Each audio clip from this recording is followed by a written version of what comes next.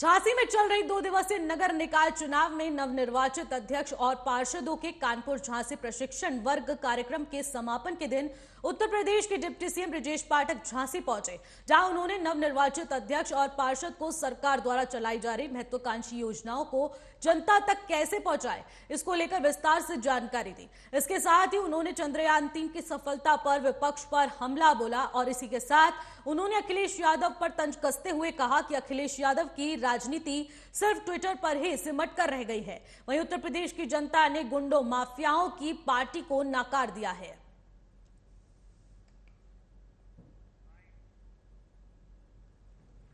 बुंदेलखंड के स्थानीय निकाय के सभी हमारे जो निर्वाचित प्रतिनिधि हैं उनका प्रशिक्षण वर्ग झांसी में समापन दिन है। हम सभी अपने माननीय पार्षदों का, अपने मेयर साहब लोगों का बहुत बहुत अभिनंदन करते हैं, आभार प्रकट करते हैं अपने नेतृत्व का कि उन्होंने हमारे स्थानीय निकाय के सभी प्रतिनिधियों को भारतीय जनता पार्टी की नीति के साथ और जो केंद्र प्रदेश की जितनी योजनाएं हैं कैसे हम जनता को सीधे अपने से जोड़ करके अधिक से अधिक उन्हें सुविधा लाभ पहुंचा सकते हैं, जनहित के काम किस ढंग से और बेहतर ढंग से हम कर सकते हैं, इस पर विस्तृत कई सत्रों में विचार विमर्श हुआ है। समाजवादी पार्टी रसातल पर है, गुंडों को, बदमाशों को, लुच्चे लफंगों को, दंगाइयों को पुष्पित पल्लवित करने वाली पार्टी को प्रदेश की जनता ने हाशिए पर धकेल दिया था 4 चुनाव में। अब तो रसातल। जयपुर में बीजेपी महिला मोर्चा द्वारा महिला प्रतिनिधि सम्मेलन मानसरोवर में आयोजित किया गया है, जिसके मुख्य वक्ता महिला मोर्चा राष्ट्रीय अध्यक्ष और कोयम्बटूर विधायक वांथी श्रीवानासन रही है। और इस सम्मेलन में गहलोत सरकार के खिलाफ भी रोष व्यक्त किया गया, जहां बीजेपी महिला मोर्चा प्रदेश अध्यक्ष डॉक्टर रक्षा भंडारी ने बताया कि सम्मेलन में जयपुर, अजमेर और भरतपुर संभाग के लोग वहां पर पहुंचे और जिला प्रमुख, जिला परिषद सदस्य, प्रधान, उप प्रधान समेत अन्य प्रदेश पदाधिकारी कार्यक्रम में मौजूद रहे। का प्रोग्राम है नहीं सहेगा राजस्थान। जिस तरह से भ्रष्ट कांग्रेस सरकार ने जिस तरह से जगह जगह आप देखिए महिलाओं के ऊपर जिस तरह का अत्याचार हो रहे हैं, उसी को लेकर आज महिला पूरी तरह जागरूक हैं। हमारी राष्ट्रीय अध्यक्ष जी आई हुई हैं भारतीय जनता पार्टी की, और सारी महिलाएं हर जगह से आई हुई हैं। यहाँ पे काफ़ी संख्या में महिलाएं हैं और बहुत ही आक्रोश तरीके से महिलाओं के अंदर उत्साह है कि कांग्रेस सरकार को बिल्कुल बर्दाश्त नहीं करेंगी। महिलाओं पर जिस तरह का अत्याचार आज आप करौली का देख लीजिए, महुआ का देख लीजिए, अब मणिपुर का देख लीजिए, जहाँ भी आप देखना चाहते हैं महिलाएं बिल्कुल सुरक्षित नहीं है।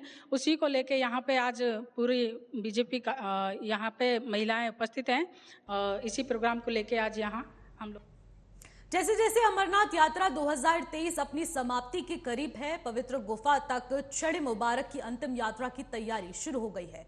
जम्मू कश्मीर के उपराज्यपाल मनोज सिन्हा ने गुरुवार को श्रीनगर में महादेव गिरी दशनामी अखाड़े में छड़े मुबारक की पूजा की, जिसके बाद दशनामी अखाड़े के महंत दीपेंद्र गिरी ने पूजा आयोजित की, जिसमें कई वरिष्ठ प्रशासनिक और पुलिस अधिकारी शामिल हुए। बता दें कि छड़ी मुबारक यात्रा की पारंपरिक प्रथा का पालन करते हुए पवित्र गदा को 26 अगस्त को अमरनाथ जी गुफा में ले जाया जाएगा और 31 अगस्त को रक्षा बंधन की पूर्व संध्या पर पवित्र गुफा में पहुंच जाएगी। छड़ी मुबारक का पहला रात्रि विश्राम पहलगाम में होगा और इसके बाद छड़ी मुबारक 28 अगस्त को चंदनवारी में पहुंचेगी और 29 अगस्त को शेषनाग और 30 अगस्त को पंचरानी में रात्रि विश्राम करेगी और 31 अगस्त को श्रावण पूर्णिमा के अवसर पर छड़ी मुबारक सूर्योदय से पहले अमरनाथ जी के पवित्र तीर्थ स्थल पर पहुंच जाएगी और उगते सूर्य के साथ पूजन शुरू हो जाएगा।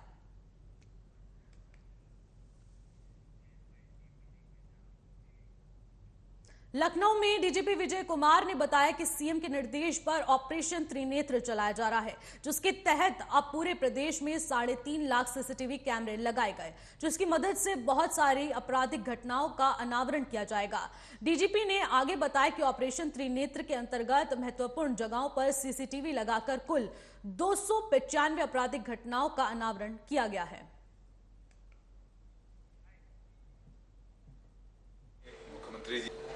माननीय मुख्यमंत्री जी के प्रेरणा से पूरे प्रदेश में ऑपरेशन त्रिनेत्र चलाया जा रहा है। इसका मुख्य उद्देश्य ये है कि जहां कैमरे पहले से कहीं कुछ क्षेत्रों में स्थापित हैं और कहीं हमें नए कैमरे लगाने थे, तो ये अभियान चलाया गया। प्रदेश के हर थाने में और हर स्थान पे, हर गांव में हम लोग प्रयास कर रहे हैं लगाने का। तो अभी तक हम लोगों ने ऑपरेशन त्रिनेत्र में 3.5 लाख कैमरे लगा चुके हैं और उसकी मदद से बहुत सारे अपराधों का अनावरण हुआ है। और जो भी आपराधिक घटना अगर आप कैमरे पे उसका अगर रिकॉर्ड हो जाता है तो वर्ल्ड कप 2023 की टिकट बुकिंग का इंतजार कर रहे फैंस के लिए ये जानकारी बेहद खास है। भारतीय क्रिकेट कंट्रोल बोर्ड यानी बीसीसीआई ने इन मैचों की ऑनलाइन टिकट्स बुकिंग के लिए बुक माई शो को अपना पार्टनर बना लिया है। बता दें कि बुक माई शो देश का प्रतिष्ठित टिकट बुकिंग प्लेटफॉर्म है जो सभी तरह के एंटरटेनमेंट के लिए ऑनलाइन टिकट बुकिंग की सेवा देता है। 5 अक्टूबर से 19 नवंबर तक खेले जाने वाले वर्ल्ड कप में कुल 58 मैच होंगे। इनकी शुरुआत से पहले वर्ल्ड कप में हिस्सा ले रही सभी टीमों के लिए कुल 10 वार्म अप मैच भी आयोजित होंगे और ये टूर्नामेंट देश भर में कुल 12 स्थानों पर आयोजित होगा।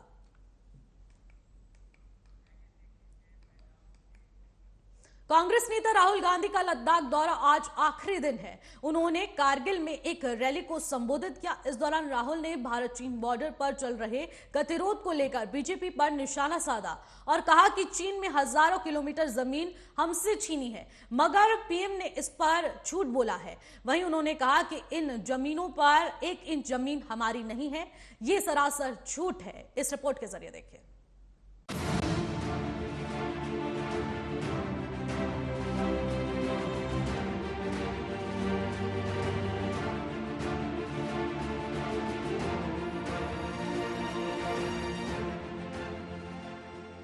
कांग्रेस नेता राहुल गांधी लद्दाख के दौरे पर हैं। इस दौरान उन्होंने बीजेपी पर निशाना साधा।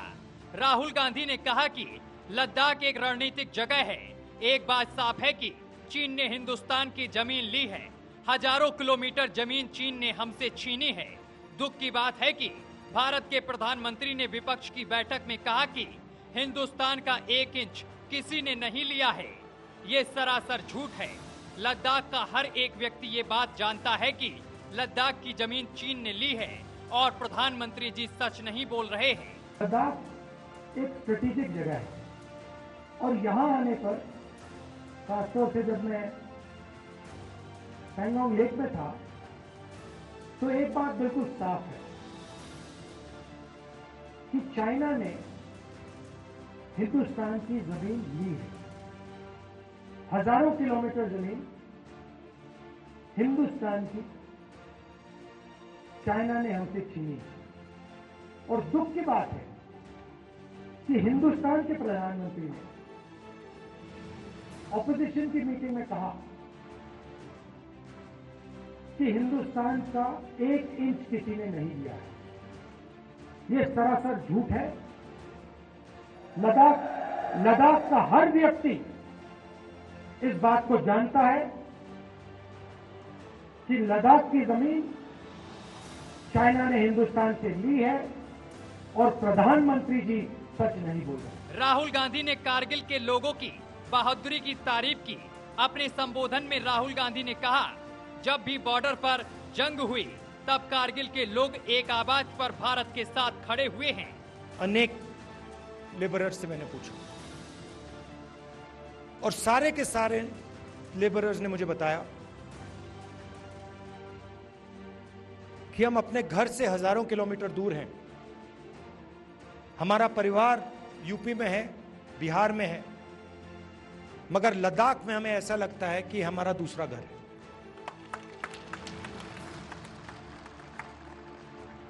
यहां पे जो भी कठिनाई होती है, पत्थर गिर जाते हैं, चोट लग जाती है, सर्दी होती है, भूख लग जाती है, लद्दाख के लोग हमारी मदद करते हैं और जब भी हम उनके पास मदद के लिए जाते हैं वो एकदम हमारी मदद करते हैं। तो ये आपके डीएनए में है। राहुल गांधी ने बेरोजगारी के मुद्दे पर कहा, लद्दाख बेरोजगारी का एपिसेंटर बन गया है। लद्दाख में सेल फोन का कवरेज और कम्युनिकेशन का सिस्टम नहीं है। लद्दाख में एयरपोर्ट हैं, लेकिन हवाई जहाज नहीं आता है। मैं संसद के अगले सत्र में लद्दाख के लोगों के लिए मुद्दा उठाऊंगा कि जो रोजगार के वायदे आपसे किए गए थे वो वायदे झूठे थे। और लद्दाख के कोने कोने में अगर किसी भी युवा से बात की जाए, वो आपको कहेगा कि लद्दाख बेरोजगारी का एपिसेंटर है। लेकिन ये राहुल गांधी का कोई नया बयान नहीं है।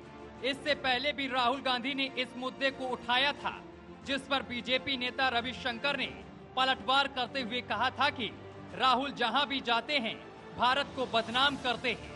साथ ही कहा कि यह राहुल गांधी के परिवार का अतीत है। उनकी सरकार की ऑफिशियल लाइन रही, लद्दाख से अरुणाचल प्रदेश तक सड़क नहीं बनानी है क्योंकि चीन गुस्सा होगा। आज प्रधानमंत्री ने बड़े बड़े हाईवे उस रास्ते पर बना दिए हैं। खैर, राहुल गांधी कोई बयान दे और सियासत ना हो, ऐसा तो आज तक नहीं हुआ। अब राहुल गांधी का बयान आने वाले समय में कांग्रेस के लिए वरदान साबित होता है या मुसीबत, ये आगे देखने को मिलेगा। फिलहाल राहुल जी ने मोहब्बत की दुकान से बयान की जो पूड़ियां निकाली हैं, उस पर अब बयानों की छड़ियां लगना स्टार्ट हो चुकी हैं। न्यूज वॉच इंडिया के लिए सत्यम गौर की रिपोर्ट।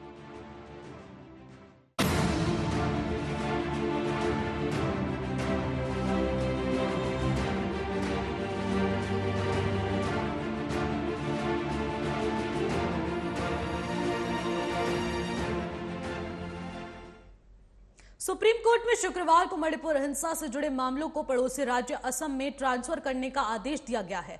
इसको लेकर कोर्ट ने गुवाहाटी हाई कोर्ट के चीफ जस्टिस को निर्देश जारी किए हैं। बेंच में कहा गया कि मणिपुर हिंसा से जुड़े जिन मामलों में सीबीआई जांच कर रही है, उन्हें ट्रायल के लिए एक या एक से ज्यादा स्पेशल जज को नियुक्त करे। कोर्ट ने यह भी कहा है कि सुरक्षा को देखते हुए आरोपियों की पेशी रिमांड ऑनलाइन होगी। इसके अलावा 164 के तहत गवाहों और पीड़ितों के बयान भी लोकल मजिस्ट्रेट के सामने मणिपुर में दर्ज होंगे। साथ ही आरोपियों को न्यायिक हिरासत में मणिपुर में दिया जाएगा। अगली खबर यूपी के बरेली से है, जहां मुस्लिम बहुमूल्य गांव मेहंदीपुर में मुस्लिम समुदाय के लोगों का हिंदू परिवार पर जमकर पथराव का मामला सामने आया है। बता दें कि मस्जिद के सामने से एक उन्मादी भीड़ निकलती हुई नजर आई, जिनके हाथों में लाठी डंडे होते हैं और हिंदू परिवारों पर जमकर मारपीट करते हैं। मुस्लिम उन्मादी भीड़ ने हिंदू माता बहनों को खदेड़ा है, साथ ही घर में घुसकर डंडों से हिंदू परिवार पर हमला किया। तो वहीं मामले की जानकारी मिलते ही मौके पर पुलिस प्रशासन पहुंचा और मामले को गंभीरता से लेते हुए शांत करवाया गया।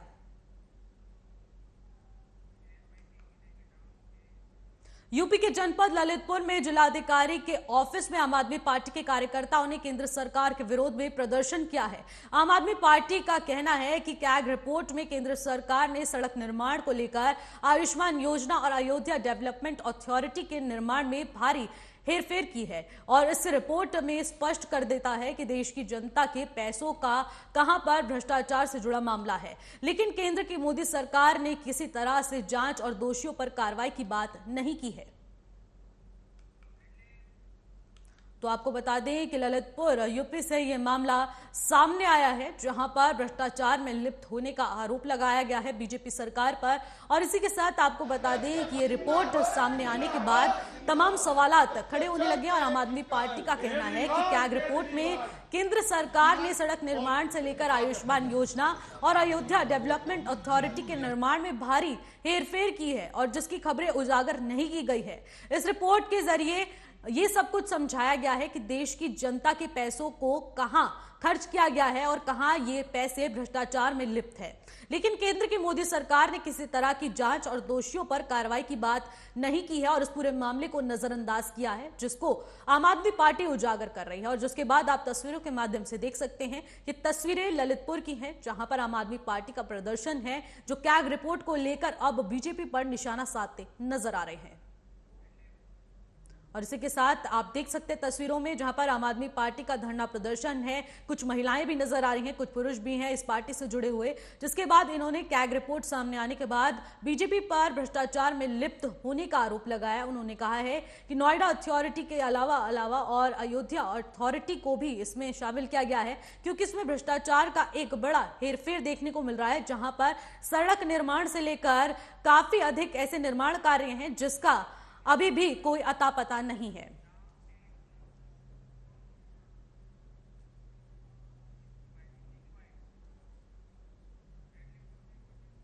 तो आपको बता दें, भ्रष्टाचार के खिलाफ प्रदर्शन आम आदमी पार्टी कर रही है और कैग रिपोर्ट के सामने आने के बाद ये भ्रष्टाचार में लिप्त होने के बाद ये तस्वीरें सामने आती हैं, जिसके बाद उन्होंने भ्रष्टाचार का आरोप बीजेपी पर लगाया और उन्होंने कहा है कि ऐसी घटनाएं लगातार सामने आती हैं लेकिन बीजेपी इस पर कोई एक्शन नहीं लेती, ना ही पदाधिकारियों को निलंबित किया जाता है, ना ही इनका ट्रांसफर किया जाता है। और सभी कार्यकर्ताओं के साथ हम लोग जिलाधिकारी महोदय को ज्ञापन देने आए हैं, महामहिम राष्ट्रपति महोदया को, कि जो मोदी सरकार द्वारा जो भ्रष्टाचार किए गए हैं और उन भ्रष्टाचारों की कैग द्वारा जांच की गई है, उस कैग की रिपोर्ट में भी भ्रष्टाचार हुआ है कि जहां 18 करोड़ की लागत है वहां 250 करोड़ का टेंडर डाला गया है। 1 किलोमीटर में माला प्रोजेक्ट है, द्वारका एक्सप्रेस वे है, ऐसे कई आयुष्मान जो है कार्ड चला है, उसमें एक व्यक्ति के नाम 10-10, 20-20 जगह इलाज किया गया है, जो कैग रिपोर्ट में आई है। उसकी जांच भी हुई है, उस जांच पर FIR लॉन्च होना चाहिए और जो दोषी पाए जाएं उनके खिलाफ कार्रवाई होना चाहिए। अगर कार्रवाई नहीं होती है तो आप लोग क्या करेंगे? हम लोग आंदोलन करेंगे, सड़क पे आए और यहाँ सड़क से लेकर संसद तक आंदोलन करेंगे। हमारी पार्टी का परिचय क्या है? आप फिलहाल इन खबरों में बस इतना ही। देश और दुनिया की तमाम बड़ी खबरों के लिए देखते रहिएगा न्यूज़ वॉच इंडिया। नमस्कार।